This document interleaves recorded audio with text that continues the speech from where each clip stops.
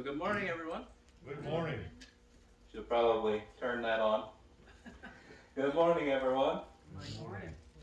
I'm going to have to apologize for the technical difficulties somehow between moving from my computer and moving to the tablet that I preach off of. My sermon got lost. So I'm going to do the best that I can this morning. On the Wednesday night Bible class, we have been looking at the life of Joseph for the last few weeks. And I wanted to look at the life of Joseph and try to summarize it, not take 3 weeks this morning to get through it, because it is such a wonderful lesson. It teaches us such wonderful things about patience and enduring in striving to live a godly life. And so if you'll turn with me to Genesis chapter 50, we see here at the end of Joseph's life something wonderful. After all of the things that you can think of, all the details that you can remember from the story of Joseph, all of what he faces here, he says something to his brothers, something that if you take anything away from the account of his life, that we all as Christians can learn. Beginning in verse 15 of Genesis chapter 50, it says, "When Joseph's brothers saw that their father was dead, they said, 'Perhaps Joseph will hate us, and may actually repay us for all the evil which we did to him.' So they sent messengers to Joseph, saying, 'Before your father died, he commanded, thus you shall say to Joseph, I beg you, please forgive the trespasses of your brothers and their sin, for they did evil to you.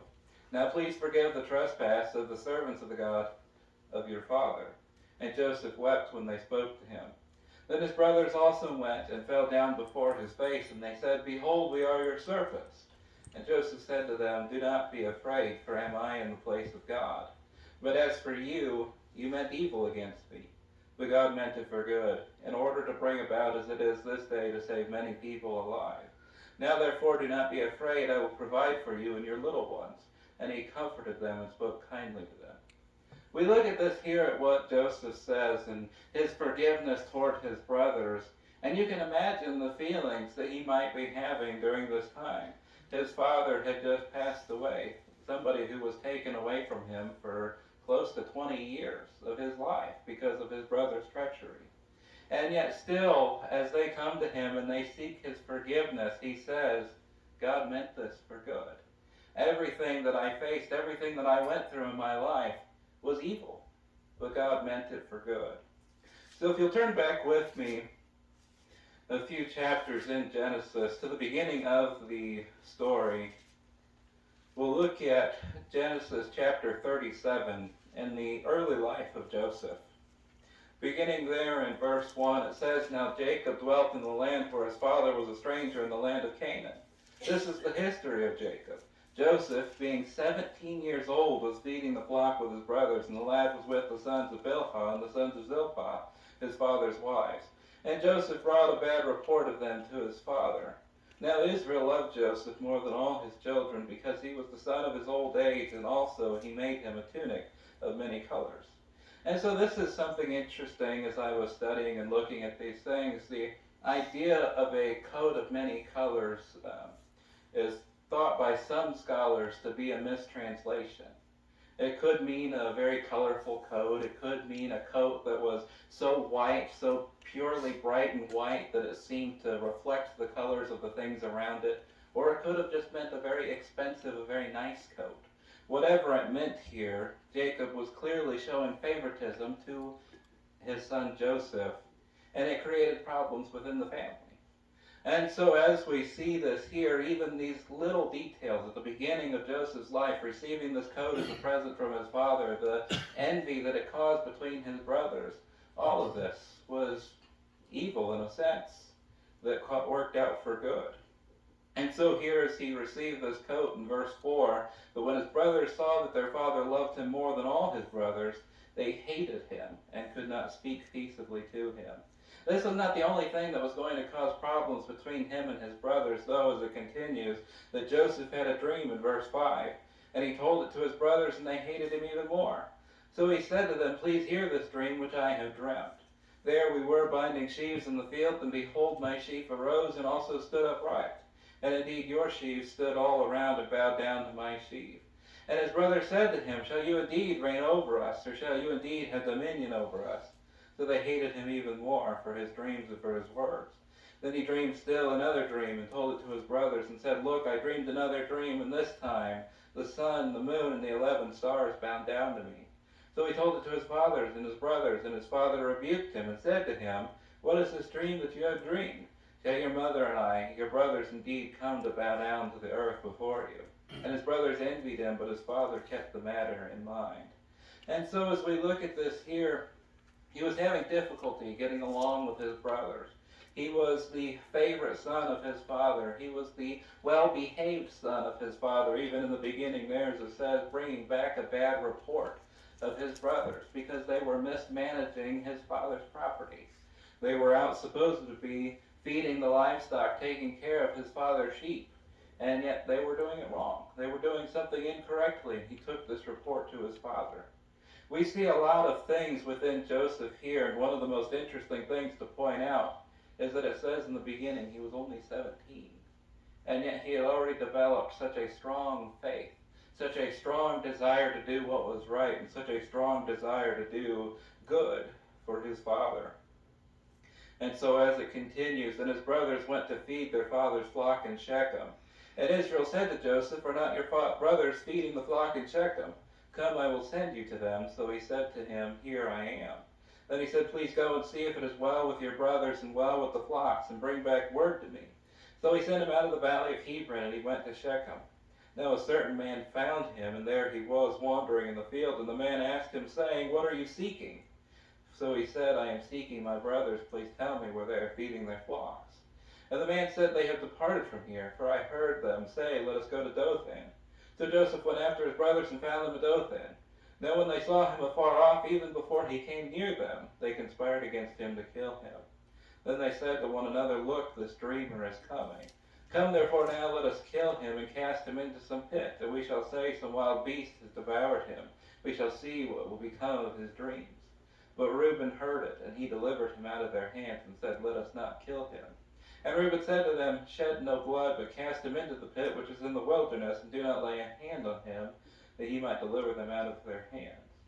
And so it came to pass, when Joseph had come to his brothers, that they stripped Joseph of his tunic of many colors that was on him. Then they took him and cast him into the pit, and the pit was empty, and there was no water in it. I was told something about these pits, or rather studying something about these pits, that they were wells out in the wilderness, and when they were dry, it was just this big, empty thing that was shaped kind of like a vase. And it would be very difficult for one person that was alone, that fell down into it, to get out, because the walls would still be slippery from when it had water in it, when the well was wet. And so here Joseph was trapped down in this pit, and you could imagine that that would be a very disheartening situation. Your very brothers were plotting to kill you and decided, well, instead of killing him, we might as well just toss him into a pit and leave him there. And so as you think of this here, the situation only gets worse. That now they see a traitor coming from afar off, and instead of that, they sell him. And they sell him into slavery, and the traitor takes him to Egypt. And so we go to chapter 39 to look at his life in Egypt, and we see that he wasn't going to let these things get him down. He wasn't going to let these things destroy his life. And as I pointed out before, I can imagine myself in these situations, and I can think of just crossing my arms and getting grumpy. Well, I wouldn't want to do any work for somebody after I'd just been sold into slavery. I wouldn't want to take care of their things for them or manage them well. And yet here we see in Genesis chapter 39, beginning in verse 1, Now Joseph had been taken to Egypt, and Potiphar, an officer of Pharaoh, captain of the guard, an Egyptian, bought him for the Ishmaelites who had taken him down there. The Lord was with Joseph, and he was a successful man, and he was in the house of his master the Egyptian. And his master saw that the Lord was with him, and that the Lord made all he had to prosper in his hand. So Joseph found favor in his sight and served him. Then he made him overseer of his house and all that he had, and put under his authority. So it was from the time that he had made him overseer of his house and all that he had, that the Lord blessed the Egyptian's house for Joseph's sake, and the blessing of the Lord was on all that he had, in the house and in the field.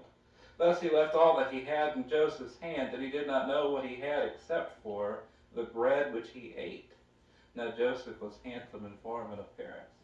Can you imagine having somebody working for you that was such a good worker, such a trustworthy person, such a great guy all around, that you just completely ignored everything that was going on from that point on and you let them handle it? That is a great person to have working for you. And yet, Joseph here was not willingly doing this. Joseph here was sold into slavery. And yet he still had enough faith, had enough strength within him that he was going to do well whatever situation he was in. And it works out for good. And so he points out here that Joseph was handsome in form and appearance because the master's wife was going to quickly catch on to this as well and to put her eye on him. And so it says in verse 7, "And it came to pass after these things that his master's wife cast longing eyes on Joseph, and she said, 'Lie with me.' But he refused and said to his master's wife, 'Look, my master does not know what is with me in the house, and he has committed all that he has to my hand. There is no one greater in this house than I, nor has he kept back anything from me but you, because you are his wife. How then can I do this great wickedness and sin against God?'" You see two wonderful things here. Joseph loved and respected his master well enough that first he says that he has not kept anything from me except for you, and I'm going to respect him in that boundary, but also I will not sin against God. You can imagine again the reaction of most people placed into a situation like this. Surely God has forsaken me. You think of the story of Job and all the things that happened to Job, and his friends' immediate reactions were, "Curse God and die. He must not like you. Go ahead and just get it over with." You think that's the reaction that most of the world has. When anything goes wrong, when anything is difficult, the world loves to say it's God's fault. And so we should turn away from him. It's God's fault, let's run away. You know, we've heard so many arguments from so many people about all the evil that's in the world, all the terrible things that happen. They bring up the wars, they bring up earthquakes, they bring up disasters, they bring up sickness, all these different things, and they say it's God's fault.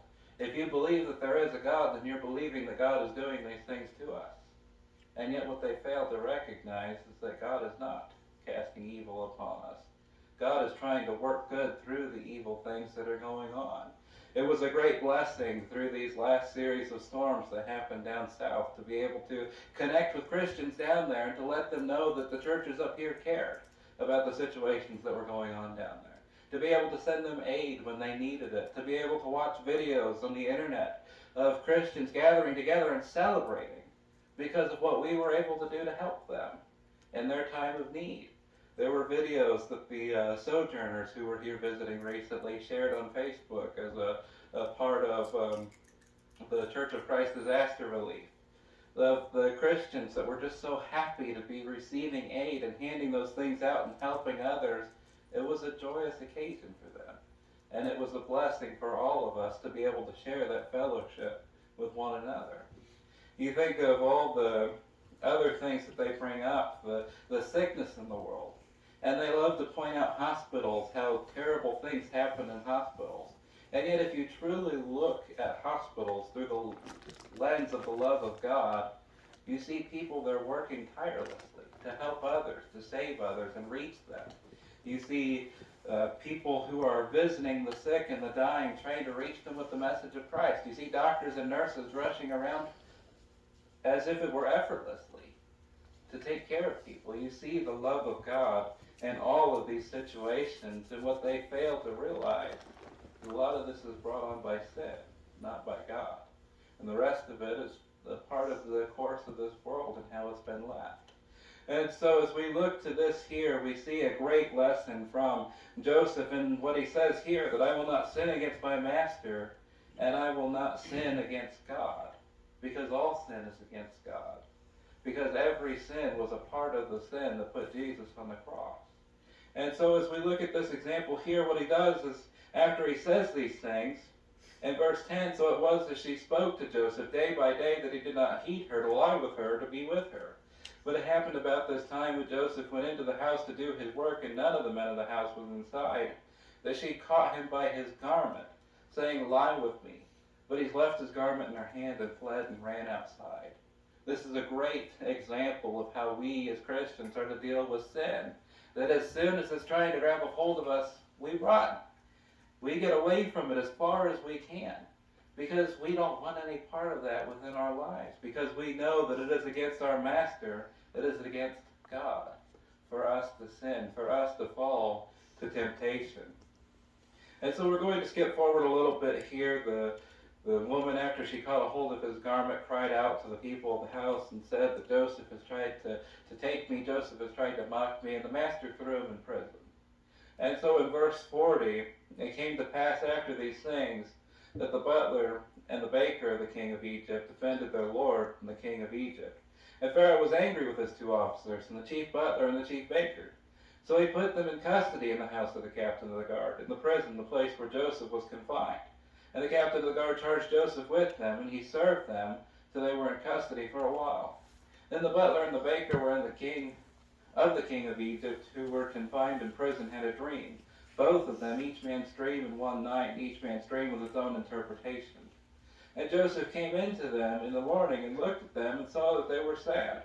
So he asked Pharaoh's officers who were with him in custody of his lord's house, saying, "Why do you look so sad today?" And they said to him, "We each have a dream, and there is no interpreter of it." So Joseph said to them, "Do not interpretations belong to God? Tell them to be pleased."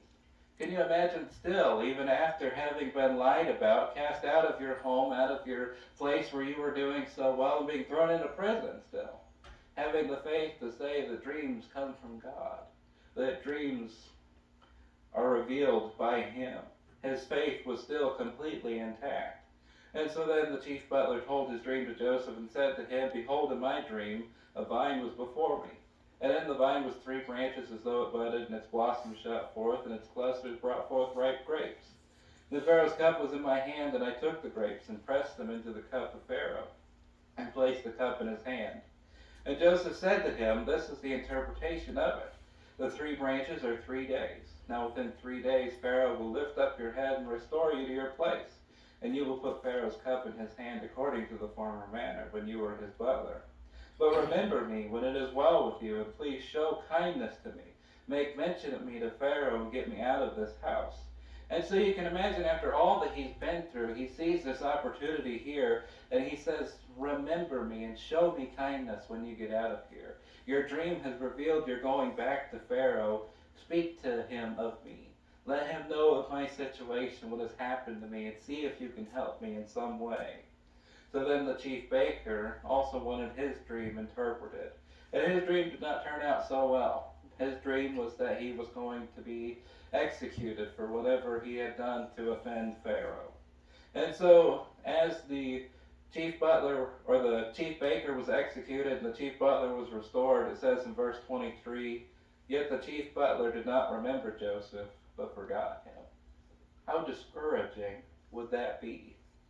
How terrible would that be after everything you had faced? You asked one small favor of somebody who you had just granted such immense relief to of what had happened, and they forget you, and they go on with their life. It says for 2 full years that Pharaoh had a dream, and behold, he stood by the river, and it goes on to describe his dream. 2 full years go by where Joseph was forgotten and left in prison to do his thing. And yet still, after the Pharaoh has his dream of the cows and the clumps of grain, that finally the butler remembers him and says that he remembers somebody who was able to interpret dreams. And finally, after 2 years, remembered to tell Pharaoh of what had happened. And so Joseph goes before the Pharaoh and interprets his dream, and he gives him some advice based on what the dream is, that he was going to be faced with 7 years of plenty and then 7 years of famine. In verse 37 of chapter 41, it says, "So the advice was good in the eyes of Pharaoh and the eyes of all his servants, that they were going to store up grain during those years of plenty for the times of the famine after." And it said, "And Pharaoh said to his servants, Can we find such a one as this, a man in whom is the Spirit of God?" Then Pharaoh said to Joseph, "Inasmuch as God had shown you all this, there is no one as discerning and wise as you. You shall be over my house, and all my people shall be ruled according to your word. Only in regard to the throne will I be greater than you." You can imagine how great of a relief this would finally be for him, that after all of these things that he had faced, he was finally going to receive some reward out of these things, out of his faithfulness to his masters. That he was going to be second only in the throne to Pharaoh. And so these events go on, and the famine comes, and Joseph's brothers return, or they go to Egypt to find grain, and several things happen with his brothers, and he tests them, and he tries them, and all these different things happen here. And we finally get to the end again of what it says, that as Joseph's brothers come to him, it says in chapter 46 and verse 28, that they were going to settle within the land of Goshen. And this was going to be a wonderful land for them to settle in, because it was a great land to have their flocks of sheep in. In verse 28 there of chapter 46, it says that he sent Judah before him to Joseph to point out before him the way to Goshen, and they came to the land of Goshen. So Joseph made ready his chariot and went up to Goshen to meet Lot, I missed my spot here. To meet his father Israel, he presented himself to him and fell on his neck and wept on his neck a good while. And Israel said to Joseph, "Now let me die, since I have seen your face, because you are still alive." Then Joseph said to his brothers and to his father's household, "I will go up and tell Pharaoh and say to him, my brothers and those of my father's house who are in the land of Canaan have come to me. And the men are shepherds, for their occupation has been to feed livestock, and they have brought their flocks, their herds, and all they have. So it shall be when Pharaoh calls you and says, 'What is your occupation?' that you shall say, 'Your servant's occupation has been with livestock from our youth, even till now, both we and also our fathers, that you may dwell in the land of Goshen, for every shepherd is an abomination to the Egyptians.'" And so they had this very nice land within Egypt that was under their control, and because they didn't like shepherds, they were going to go ahead and push them there. And these all work out for good. As we get to the end again, what we read when we first started in chapter 50, and looking there at verse 19 again, Joseph said to them, "Do not be afraid, for am I in the place of God? But as for you, you meant evil against me. But God meant it for good, in order to bring it about as it is this day, to save many people alive." Because of what Joseph went through, the children of Israel ended up in the land of Goshen, a very rich and prosperous land where they were going to dwell for the next several generations. And it would go from Jacob's 12 sons and their families to a nation of millions of Israelites within that span of time. God had a plan for his people, that they were going to be taken care of within the land of Egypt. And even after the Exodus, as the people left, they were to ask for gifts from the Egyptians, and they were given many clothes, much gold, many riches that they were able to use to care for themselves as they went through the wilderness and as God cared for them. All of these things worked out for good. All this evil God brought about for good in order to save many people alive. And so it's a very interesting lesson that we look here. I wished I would have been able to have my notes and some of the other cross-references that I had to go along with it. But the main lesson that we take away from the story is that no matter what we're faced with in life, no matter what evils come upon us, no matter what trials come, no matter what temptations we're faced with, all of these different things, if we remain focused on God, we can get through it and it will work out for good. Just as we've discussed so many times from the book of Romans, it's promised to us that all things work out for good to those who love God, to those who will remain focused on him, for those who will continue to work in his service. And so this morning, my challenge for you and my question for you is, are you focused on God? And all the evils that have been going on in the world lately, as Rob mentioned in his prayer this morning, the threat of war again that we are facing, the illness that has been going around for a few years now, the quarantines, all these different things, the economy shortages, all this fun stuff going on. Are we going to remain focused on God? Because we're taught in Matthew, we're taught by Jesus to not worry about the future, to not worry about the things that are coming. As long as we can focus on God, we will be taken care of. If this morning you are facing doubt, you are facing anxieties, let us know and let us pray with you. Let us help you as we get through these things together as a family of God. And if this morning you are not yet a Christian and you are worried about the things of the future, put your hope in God. Receive Him and allow Him to take care of your future. Whatever your needs might be this morning, let us know as we stand and sing the invitation song.